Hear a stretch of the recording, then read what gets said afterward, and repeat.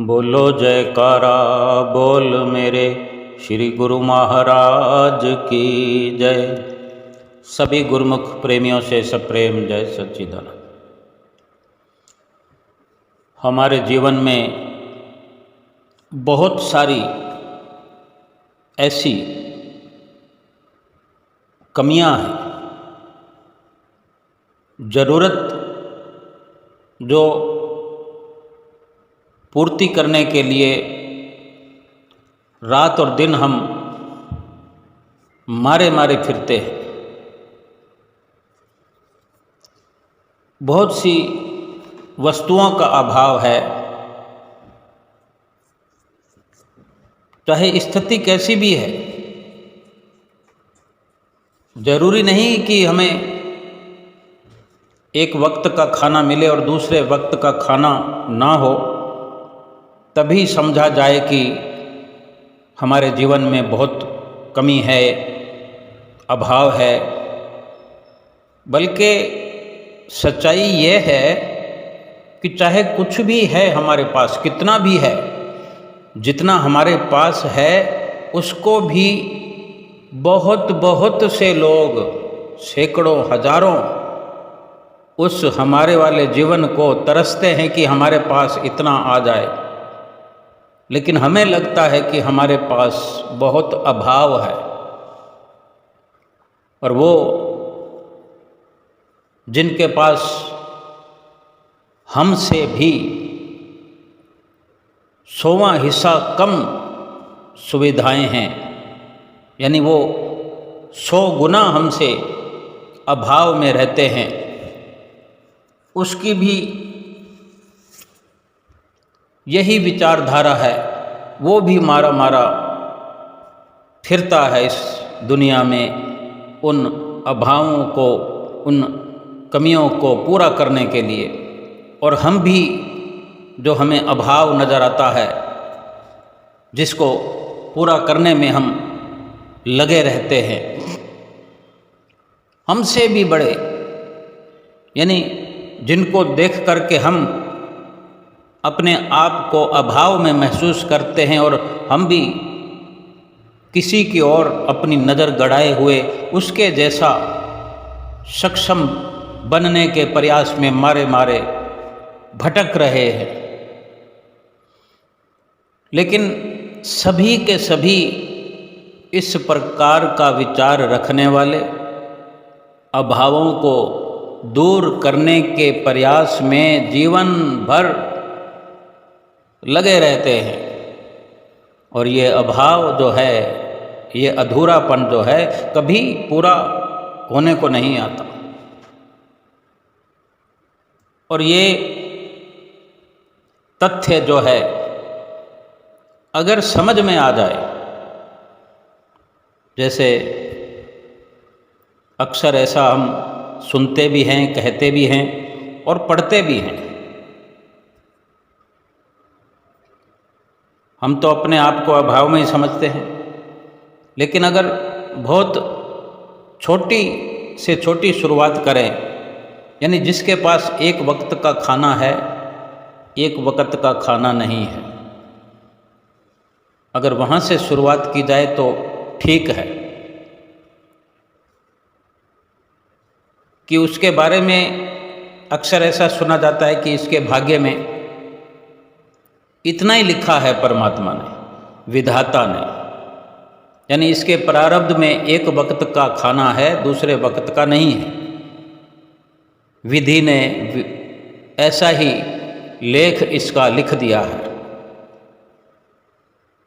तो लेख जो लिखा गया, विधान तो परमात्मा का ही होता है, विधि का विधान भी परमात्मा का ही है, जिसने हमें संसार में भेजा, जिसने इस संसार को रचा, जो संसार का रचयिता है, यानी जो इतनी बड़ी रचना करके बैठा हुआ है। हम देशों को, अनेकों अनेकों को, करोड़ों अरबों मनुष्यों को यहाँ बनाकर भेजा है। और इतने तादाद में मनुष्यों के लिए इतनी बड़ी इस संसार की रचना को कर दिया है। वैसे हम विचार नहीं करते कि परमात्मा ने क्या क्या किया है हमारे लिए। हमें वो सब नज़र आता ही नहीं जो हमारे लिए किया है, लेकिन हम कुछ का कुछ और ही ऐसा देखते रहते हैं और ऐसा देखते हैं जिससे कि हमारा चित्त जो है हर वक्त कलेशों से घिरा रहता है। अगर हम उनको देखें कि जो हमसे 100 गुना 50 गुना हमसे नीचे स्तर पर जीवन जी रहे हैं, अगर उनको देखें तो फिर हमें लगेगा कि मैं तो 50 गुना 100 गुना बढ़ कर के हूँ। फिर तो हमारा यही कर्तव्य हो जाएगा कि सुबह से शाम तक, रात तक और रात से सुबह तक केवल शुक्राने के गीत ही गाते रहे, प्रभु परमेश्वर को याद कर कर के अपने आप को खुशहाल बनाते रहे। लेकिन नहीं, हम वो कार्य करते हैं जिससे मन कलपता रहे, कलेशों से घिरा रहे और लगे रहे रात दिन कि जो परमात्मा ने नहीं लिखा या हमने ऐसे कर्म नहीं किए जो परमात्मा लिखता, जो आज हमें ज़रूरत है, उस तरह के कर्म हमने किए नहीं, परमात्मा ने लिखा नहीं। और उन्हीं के लिए चिंतित रहेंगे। लेकिन ये भी तो विचार करें कि करने वाले हम हैं, करवाने वाला परमात्मा स्वयं है। हम करने के लिए उससे शक्ति मांग सकते हैं, इजाज़त मांग सकते हैं, आशीर्वाद मांग सकते हैं, दया मांग सकते हैं, और जो हम करेंगे वही लिख दिया जाएगा। इस प्रकार से हम नहीं सोचते, और इस प्रकार से अगर सोचें कि हमारे जो सुविधाओं की कमी है वो किस प्रकार से हुई, और अब अगर सुधार करना चाहते हैं तो कैसे करें, जिससे शक्ति मिलती है, जिससे आशीर्वाद मिलता है, जिससे प्रेरणा मिलती है, वो तब भी था जब हम कर्म कर रहे थे, और आज वही कर्म हमारा प्रारब्ध बनकर आया है जो हमें अभाव लगता है। वो परमात्मा आज भी तो है, आज लिखवा ले।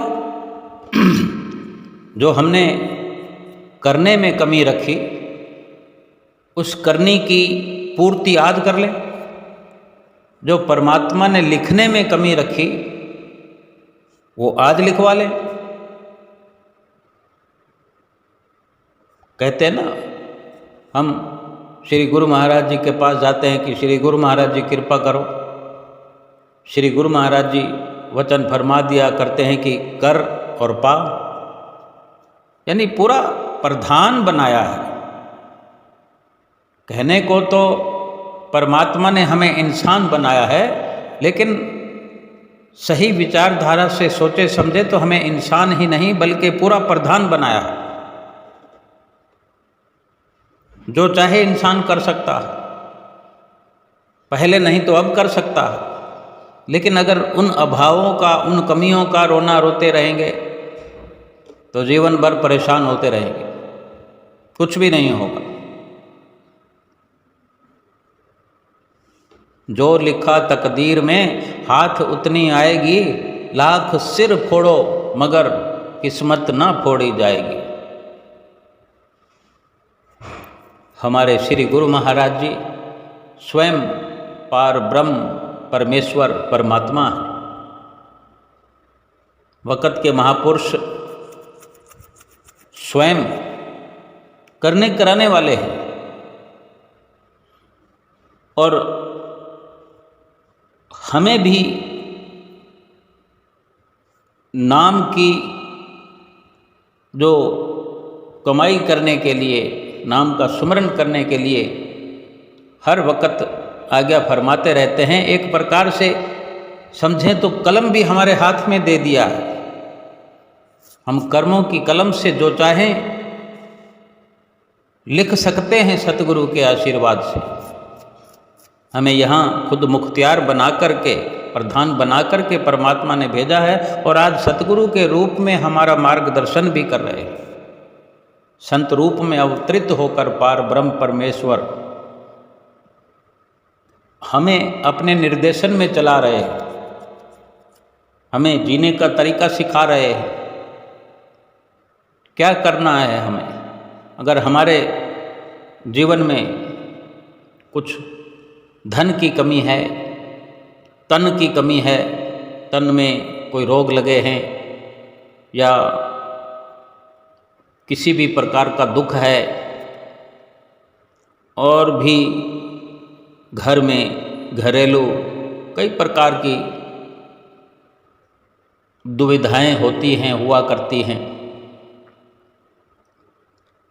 लेकिन सतगुरु अपने निर्देशन में, अपने मार्गदर्शन में जो तरीका बताते हैं, अगर वो तरीका हम अपनाएं, उनकी मेहरबानियों से, उनके आशीर्वादों से, उनकी प्रसन्नता से वो सारे अभाव दूर हो सकते हैं। देखते ही देखते या तो वो अभाव दूर हो जाएंगे या फिर अभाव का दिखाई देना बंद हो जाएगा। अगर हम झोपड़े में बैठे हैं तो हमें झोपड़ा भी बंगला नजर आने लगेगा। बड़ा सवाल तो नज़रिए का है कि अगर हमारा नज़रिया अभाव वाला है तो हमें हर स्थिति में, हर परिस्थिति में अभाव ही दिखाई देता रहेगा। हम दुनिया में देख सकते हैं कि करोड़ों की कमाई करने वाले, अरबों की कमाई करने वाले भी अपने आप में अभाव ही देखते हैं, महसूस करते हैं, और अधिक पाने की लालसा में रात और दिन गलतान है, लगे पड़े हैं। उनका अभाव समाप्त होने वाला नहीं है।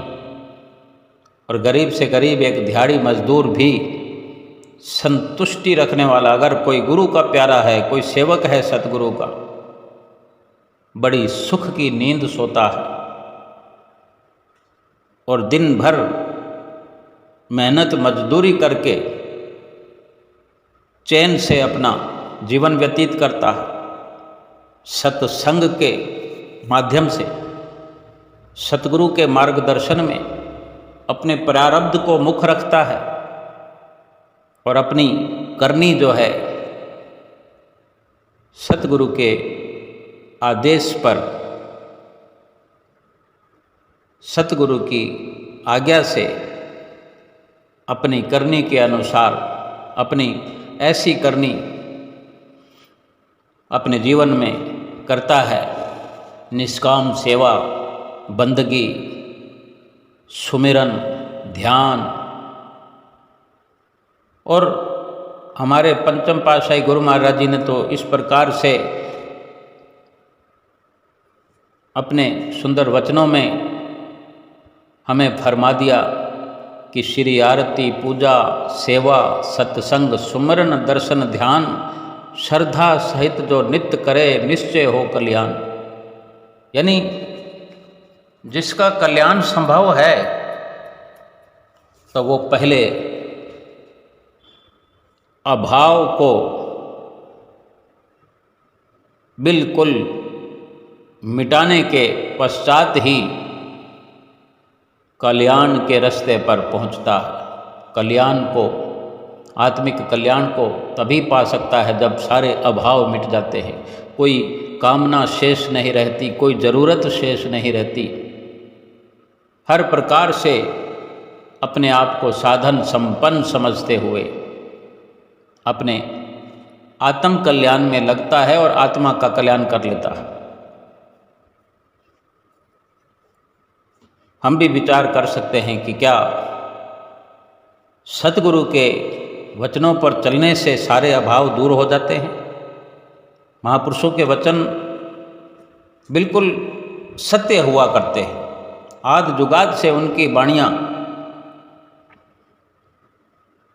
100% लाभकारी हुई हैं, हो रही हैं और होती रहेंगी। कुछ भी अगर हमारे जीवन में लेश मात्र की भी कमी नहीं रहने देते, ये सतगुरु का बिरद है। जिनके वचनों पर चलने से आत्मा का कल्याण हो सकता है, तो फिर ये ज़रूरतें तो शरीर की है। किसी के पास पुत्र की कमी है, किसी के पास पुत्री की कमी है, और जिनके पास पुत्र भी हैं, पुत्रियां भी हैं, उनके पास लगन की, रिश्तों की कमी है। पुत्र के लिए वधू चाहिए, पुत्री के लिए वर चाहिए, और फिर ऐसा होना चाहिए, वैसा होना चाहिए। ये सारे अभाव समाप्त हो जाते हैं सतगुरु के वचनों की पालना करने से, उनके चरणों में पहुंच करके सेवा तलब करने से, सेवा की मांग करने से सारे शरीर के रोग समाप्त हो जाते हैं। उनके बताए हुए नाम का सुमरन करने से मन स्थिर हो जाता है। फिर कुछ अपनी ओर से कुछ भी अकल चला करके मारा मारा फिरते रहने की ज़रूरत नहीं। हमसे पूछा जाता है कि क्या चाहिए आपको, ये भी विधि का विधान है। सतगुरु के सेवकों को किसी प्रकार की इस दुनिया में कमी नहीं रहती। वचन भी हैं महापुरुषों के कि खुद ही को कर बुलंद इतना कि खुदा खुद तुमसे पूछे बता तेरी रजा क्या है। ऐसे ही एक दृष्टांत है। एक माता जो कि श्री गुरु महाराज जी की सेविका हुई हैं, और उनको औलाद नहीं थी।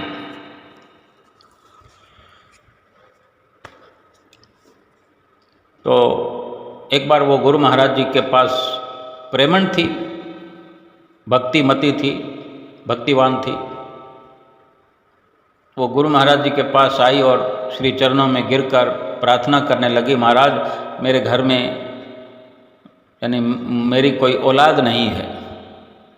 जब मैं अड़ोस पड़ोस में लोगों को अपने अपने बच्चों के साथ खेलते हुए देखती हूँ तो मेरा भी मन अपने बच्चे से खेलने को करता है। महाराज मुझ पर दया करो, मेरी खाली झोली भर दीजिए।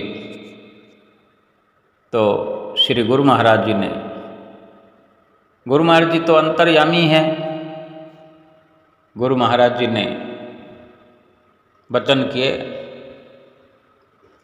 कि माता तेरे भाग्य में औलाद है ही नहीं।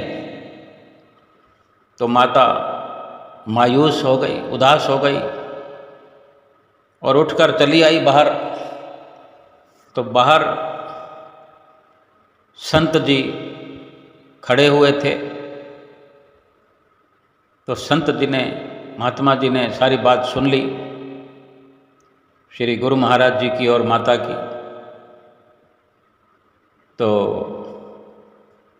संत जी ने माता को कहा, माता मैंने सारी बात तुम्हारी सुन ली है, उदास मत हो। सच्चे पातशाह श्री गुरु महाराज जी सब कुछ करने में समर्थ हैं। आप एक बार फिर से उनके चरणों में अरदास लगाओ, फिर से वापस जाओ और कहो कि हे शहनशाह, सच्चे पातशाह, अगर आपने कहा है कि मेरे भाग्य में नहीं है औलाद, तो अगर भाग्य में औलाद लिखी होती तो लिखने वाले तो तब भी आप ही थे, और आज भी आप ही हो लिखने वाले। तब नहीं मेरी औलाद मेरे भाग्य में लिखी गई, तो अब लिख दीजिए और मुझे झोली में मेरी औलाद दे दीजिए। तो श्री गुरु महाराज जी घोड़े पर बैठकर कहीं जाने वाले थे। तब जब ये विनती फिर से जाकर माता ने करी गुरु महाराज जी के चरणों में, तो गुरु महाराज जी ने उस वक़्त विश्वास से भरा हुआ देखा माता को, और उसकी आवाज़ में बड़ी श्रद्धा और बड़ी सच्चाई पाई। अंतर्यामी प्रभु ने फिर से कहा कि हमने कहा तो है तेरे भाग्य में संतान नहीं है। जब दोबारा से माता ने कहा कि वहाँ भी आप लिखने वाले और यहाँ भी आप, वहाँ नहीं लिखा तो यहाँ लिख दीजिए, तब श्री गुरु महाराज जी को उस माता के जवाब में जो भोलापन और सच्चाई नजर आई, श्री गुरु महाराज जी ने हंस करके कहा, माता तेरे वेड़े में भी बच्चा खेलेगा, तेरे आंगन में भी बच्चे की किलकारी गूंजेगी। और माता ने उसी समय कलम और दवात गुरु जी के आगे कर दी और कहा, सच्चे पातशाह मुझे आपके वचनों पर पूरा भरोसा है, पर मेरी तसल्ली के लिए मेरे हाथ पर लिख दीजिए। तो गुरु जी ने भी कलम हाथ में पकड़कर कहा, ले माता तेरे हाथ पर एक लिख देते हैं। और जैसे ही लिखने लगे, गुरु महाराज जी माता के हाथ पर एक लिखने लगे, तो पीछे खड़े घोड़े ने अपनी गर्दन हिलाई और घोड़े के हिलने मात्र से गुरु जी का हाथ जो थोड़ा सा हिल गया और जहाँ एक लिखना था वहाँ 7 लिखा गया। और श्री गुरु महाराज जी ने माता से हंसकर कहा, लो माता, एक लेने आई थी, 7 लेकर जा रही हो। और गुरु महाराज जी ने माता का भाग्य बदल दिया और माता खुशी खुशी घर को चली आई। ये कानून जो है परमात्मा का है, लेकिन न्याय अन्याय हम जीवों के कर्मों के अनुसार हुआ करता है। हमारी बोली चाली, हमारा व्यवहार, हमारा सद्व्यवहार, हमारे कर्म, लेकिन जो शब्द का प्रताप है, जो सुमरन का प्रताप है, सेवा का प्रताप है, सेवा करने वाले शिष्य पर, भजन भक्ति करने वाले शिष्य पर सतगुरु दयाल हो जाते हैं। और जो सतगुरु आत्म कल्याण करने में सक्षम हैं, वहाँ संसार की वस्तुएं तो तुच्छ हैं, तुच्छ से भी तुच्छ हैं। जब सतगुरु दयाल होते हैं, जिस पर होवें गुरु दयाल, भक्ति धन से करे निहाल। दयाल हो जाएं, फिर उसे तो भक्ति के धन से माला माल कर देते हैं। और ये संसार की वस्तुएं तो झूंगे में मिल जाती है, यानी बिना मांगे मिल जाती है। जिस परम पिता परमेश्वर का कानून बनाया हुआ, विधान बनाया हुआ, सभी कुछ वही करने कराने वाले, और उन्हीं की हम सेवा में लग जाएं, उन्हीं से हम सेवा की तलब करें, उनसे शब्द की कमाई करने की हम शक्ति प्राप्त करें, उनसे आशीर्वाद प्राप्त करें, उनसे आत्म कल्याण के बारे में पुकार करें। और अगर यहाँ कुछ संसारिक सामानों और संसारिक ज़रूरतों में कहीं कोई कमी आती भी है, मांगने की ज़रूरत नहीं पड़ेगी, कभी भी मांगने की नौबत नहीं आएगी कि क्योंकि मेरे सतगुरु जो हैं अंतर्यामी है, सर्वांतर्यामी है। सब जगह मेरे सतगुरु की नज़र जाती है। जहाँ जहाँ सेवक सतगुरु का चलता है, जहाँ जहाँ बैठता है, सोता है, उठता है, कार्य करता है, सब जगह अपने सेवक की सतगुरु संभाल किया करते हैं। इसीलिए सतगुरु की आज्ञा में, सतगुरु की मौज में चलना हमें स्वीकार हो जाए, सतगुरु की रहनुमाई में रहना स्वीकार हो जाए, फिर कभी इस जीवन में कुछ कमी नहीं नजर आएगी। हर प्रकार से चारों ओर मंगल ही मंगल नजर आएगा। और जो सतगुरु को प्रसन्न करने के लिए हर पल हर घड़ी उनके वचनों पर चिंतन करेगा, उनके वचनों की पालना में लगा रहेगा, उसका कभी अहित नहीं हो सकता, अमंगल नहीं हो सकता। श्री आरती, पूजा, सेवा, सत्संग, सुमरन, दर्शन, ध्यान श्रद्धा सहित जो नित करे, निश्चय हो कल्याण। बोलो जयकारा बोल मेरे श्री गुरु महाराज की जय।